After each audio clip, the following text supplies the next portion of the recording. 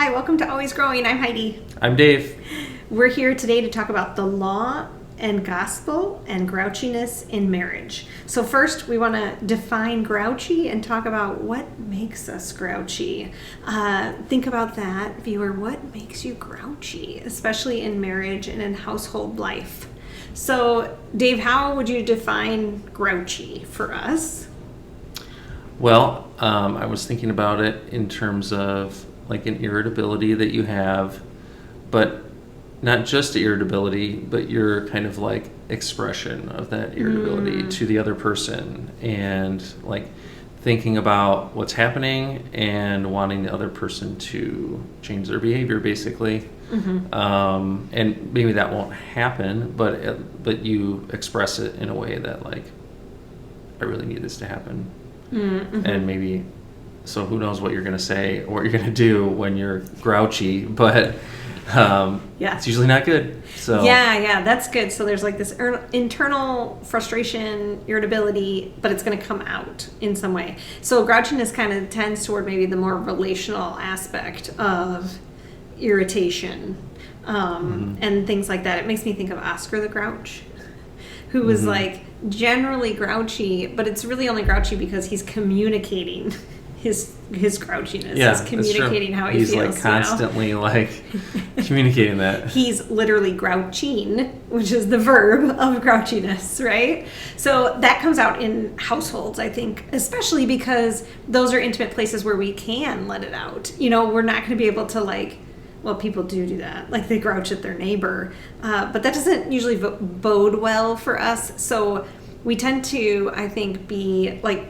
cultured enough or civil enough that we keep it in and really only share our grouchiness so often with the people that are closest to us. True. You know, or the people that we've worked with for many years. That's another space that sometimes we feel like we can let our grouchiness out because there's an intimacy level there. So what kinds of things do you see in the household, I guess, and in our marriage that the grouchiness comes out? I don't know, maybe I should answer that. I'm kind of scared. I think you should go first. It's like a trap I just laid for you. Would you tell me how grouchiness looks? The marriage trap. It's Don't classic. do that. Don't do that to your spouse. Yeah. You should each maybe identify your own grouchiness, not ask your spouse to identify your grouchiness.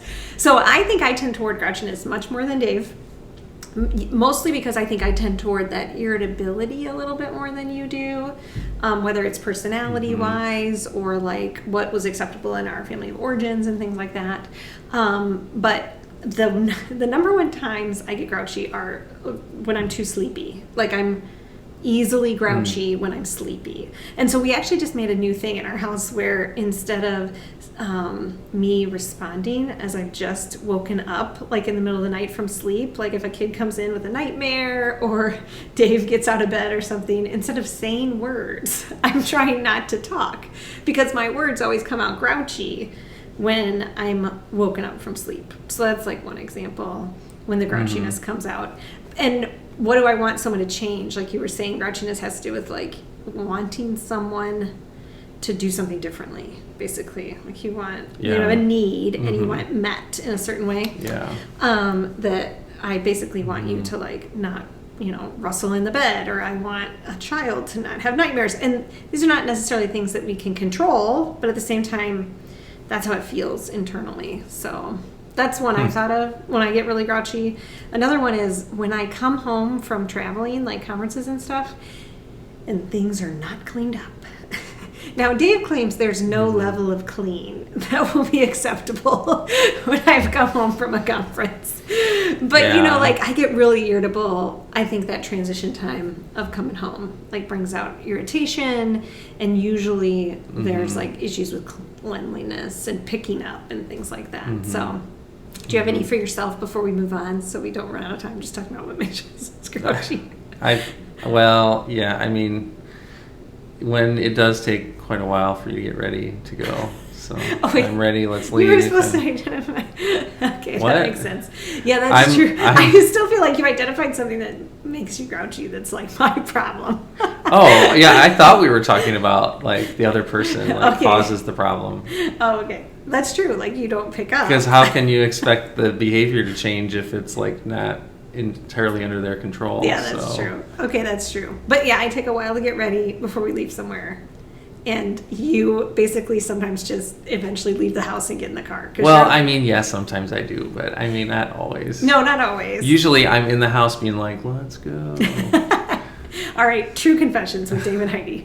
All right, so then we want to talk about the biblical concepts of law and gospel, because that really impacts how we deal with grouchiness. Like, the law isn't grouchy and the gospel isn't happy. Sometimes I think we can do that, where we delineate comfortable emotions to the gospel and uncomfortable ones to the law. And that's not always true. Like, God's the creator of emotions. What we do with them is certainly a problem, and grouchiness is one thing that we do with them that's not healthy, and not helpful, I should say more.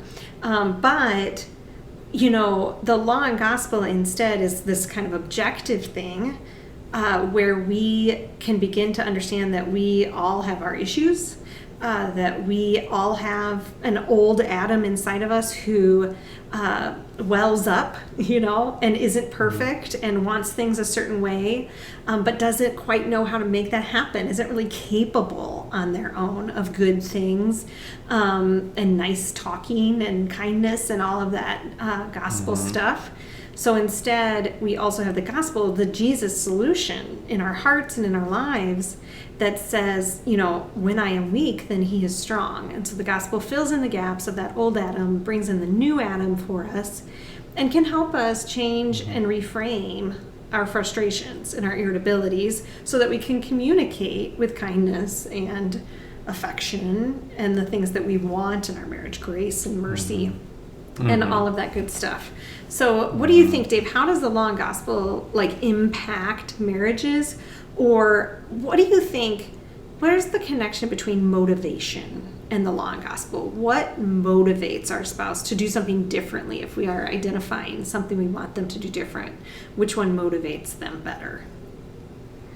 Well, the law has its very much, I wouldn't say drawbacks, but weakness in the fact of, it can be motivating for a very short period of time, and you're motivated to do it because of the law, so you do it, but then after that second passes, now you're no longer motivated to continue that behavior because it was only when you're under the circumstances that you were willing to change. So very specific circumstances. Yeah. So I think it can but generally speaking, it's kind of in the short term. It's kind of like saying, I won't, if I get caught, I won't steal, or something. How does that go? I'll steal unless I get caught, or something like that. Right. Or unless I'm in danger of getting caught. Right. So, which it's I think assuming is kind of that the consequence is the thing that will create change and stuff, when in actuality that's still the old Adam. It's still incapable of change on its own. Yeah. And I was going to say, when you're dealing with a marriage, it's a different relationship than a child, where you actually do discipline them, essentially kind of with the law saying, this is the consequence, this is the punishment.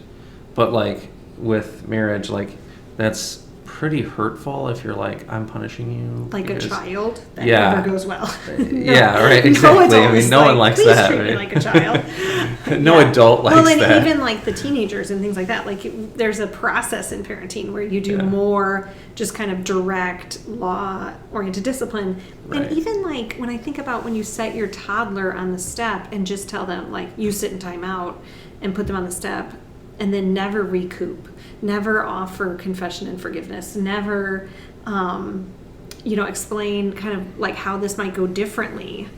Toddlers and preschoolers and even don't actually change based on the law. They change based on the relationship and the gospel that's capable because of the relationship, and the relationship that's capable because of the gospel. So I think that what you're saying is really helpful. It's very motivating for a short time. And I think that's Yeah. true in children and in adults and specific situations. So the law is like that. It kind of reminds me of Levitical law. Like, you wash your hands at this time in this place because of this thing. Well, that doesn't roll over into this other time that's slightly very different. Like, what do we do then, God? Instead, God offers us something better. And so we do know that the gospel is really what motivates us, because it's Christ in us who can help us know our value, help us know that we are forgivable, help us enter into the conversations we need to have in order to desire to be kind and compassionate, because we know that God is capable of actually building that in us and growing us in that, and we can engage in that. I find myself, I want the law to motivate time and again when its job is to reveal problems. Like, the law's job is just to reveal the struggle, right? So I'll be like, hey, Dave, could have cleaned up around here, before I got home. It makes you feel bad about yourself. It brings shame to you instead of usually communicating what I want, which is like, hey, guilt, just saying, like, do you see how this created more work for me and stuff like that? And then to move on to, how can we do this better together because we forgive one another for these things? That's gospel, Right. But I try every time. To do it with the law. Like, I'll be honest, right? Like, it's hard to reset ourselves because of that old Adam, to be like, we want to communicate through the gospel. Yeah. And you can read more about this in the article. We're almost out of time, but there's a lot in Romans 7 where Paul kind of communicates that I think really helps identify this more. So, final thoughts. The gospel motivates. Love Good thoughts. Motivates. Yes. Every time. And Dave, did you have one? Well, I was just going to say, like, that's what growing together is. If you don't have that, then you might be able to work out your problems together, but you're not growing in your relationship. The gospel is what brings growth too. Right. That's really good. Yeah. I love it. Awesome. Well, thanks for joining us. We'll see you next time. See ya.